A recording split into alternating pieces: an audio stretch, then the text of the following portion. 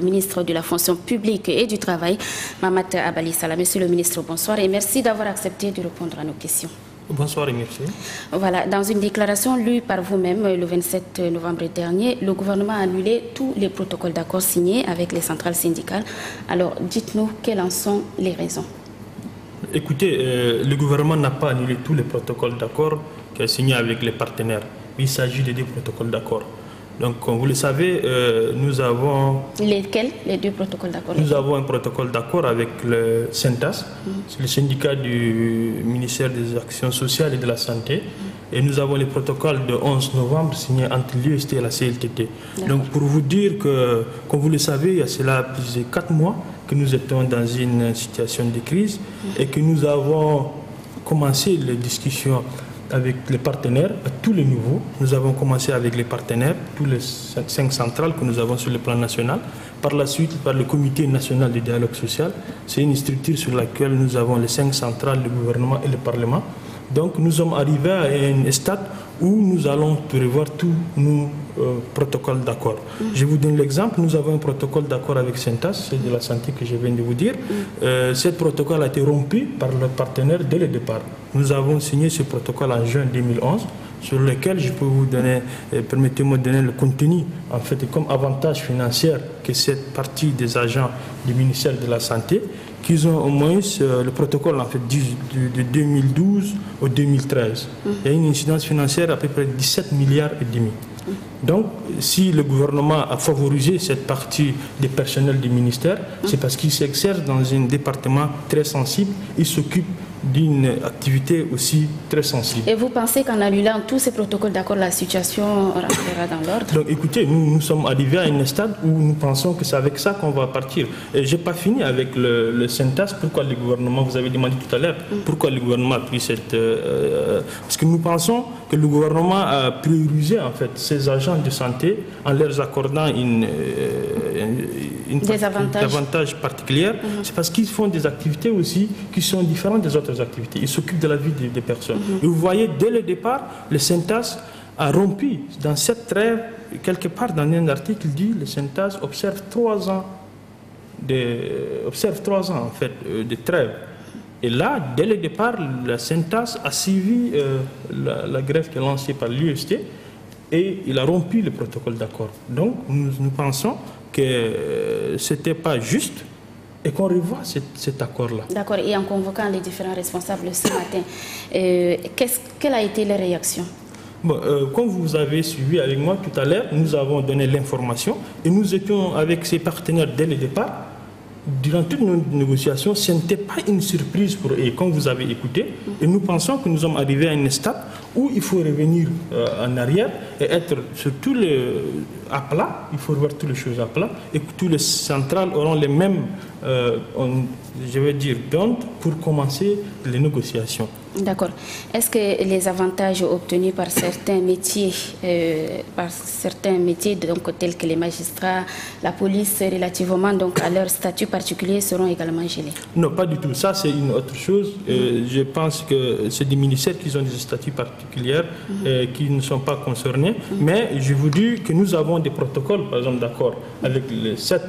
Le gouvernement a un protocole d'accord qui a aussi donné des avantages à ces secteurs de personnel de l'éducation et ils ont respecté les conventions, en fait les protocoles d'accord et pour le moment nous n'avons pas de problème.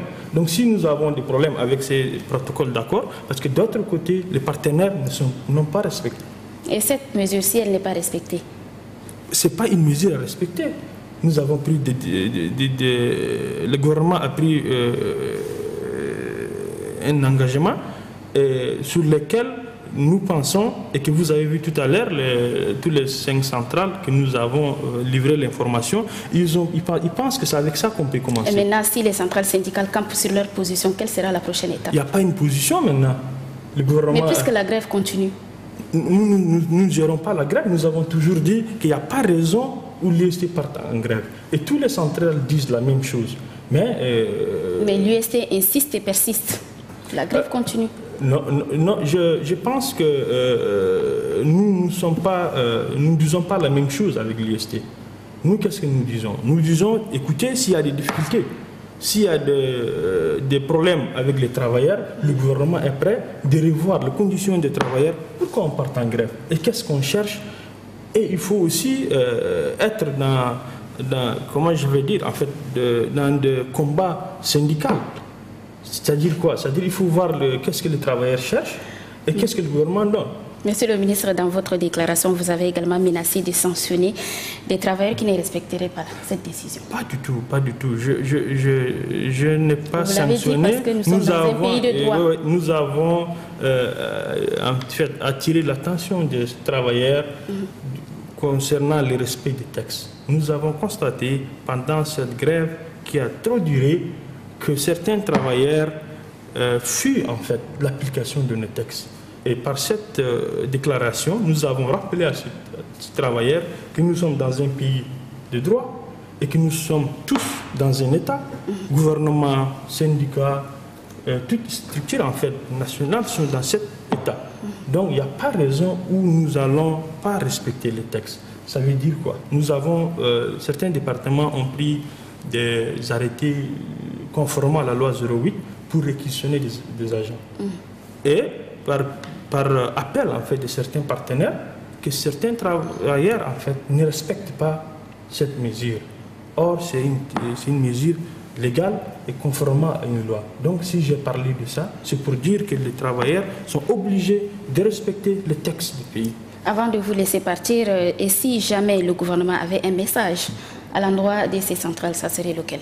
Bon, en fait, vous m'avez laissé même donner le message que j'ai pour le travailleur.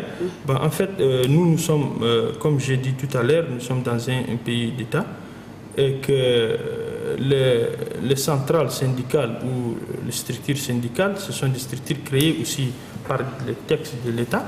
Nous sommes tous des partenaires et nous pensons que chacun a un rôle à jouer et l'État est large.